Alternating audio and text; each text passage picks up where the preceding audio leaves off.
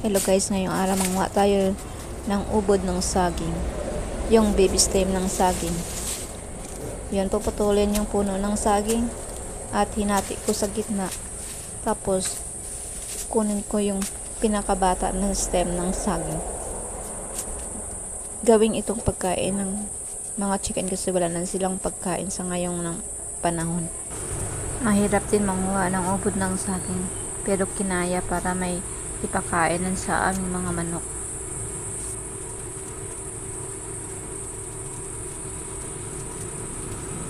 At dito na part yung parang mabangin siya, kaya kung mahina ka, mahulog ka doon sa baba.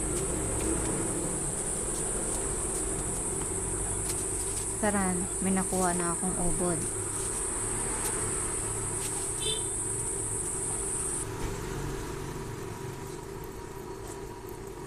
Umupo ako kasi mahirap naman nakatayo.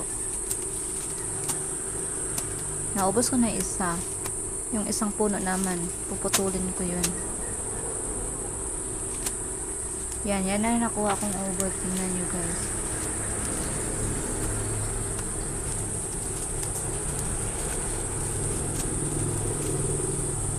Ayan, mahirap din manguha oh. Pag hindi lang ako naawa sa aming mga manok, ayaw ko nang kumuha nito.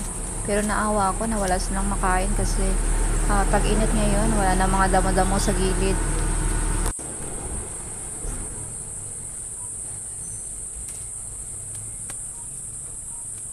Ayun, nagbaba ako konti para hindi mahirap.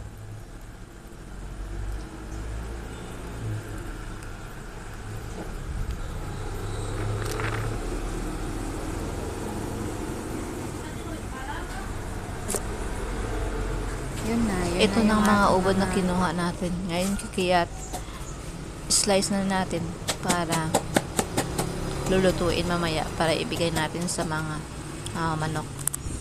Itak yung ginamit ko sa pag-chop-chop ng nitong pagkain ng manok. Pag kutsilyo hindi kaya, pag ganito yung katigas yung ubod. Minsan yung iba gumagamit ng kutsilyo pag panggulay kasi sobrang malambot yun. Pero ito medyo matigas, may katigasan na. Kunin ko yung matigas na stem kasi hindi kaya ng itak ko.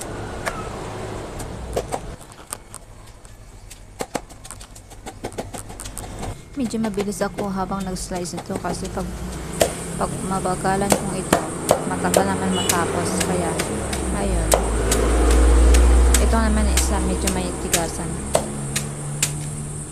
Kaya itak yung ginagamit kasi medyo mabigat yung itak. Madali slice lang.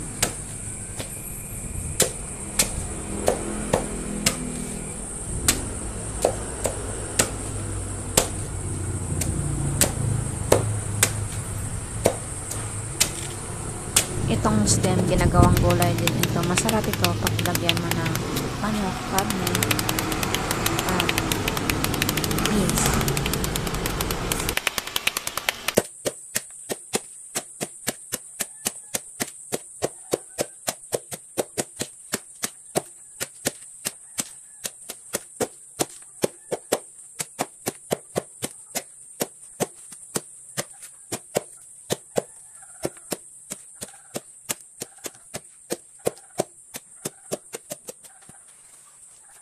Na slice, kunin na natin yung kaldero at ilagay dito at lulutuin para sa mga manok. Yan, ito na mga alagang manok ready na magkain ng ating ninutong ubod ng saging. Ayan sila, parang mga gutom sila kasi wala na silang makain, mga damo-damo sa paligid.